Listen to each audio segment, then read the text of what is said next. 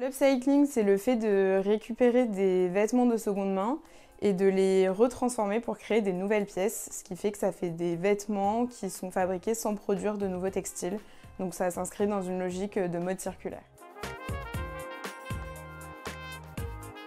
J'ai vraiment pris conscience qu'il y avait des progrès à faire dans cette industrie et du coup, j'ai cherché une manière de proposer une alternative qui soit à la fois plus durable, plus éthique et stylée, qu'on a envie de porter.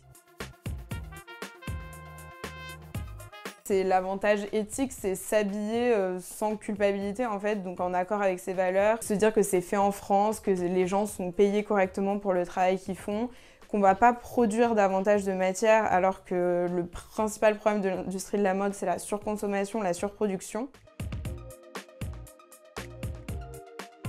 Moi, je consomme pas du tout plus en termes de budget. L'idée, c'est de s'inscrire dans une logique de réduire sa consommation, de mieux réfléchir. Donc il y a des pièces qui sont plus accessibles, d'autres qui sont certes un budget à consacrer. Donc c'est peut-être pas quelque chose qu'on va acheter sur un coup de tête, mais une fois qu'on l'a, on sait qu'on va la porter pendant des années.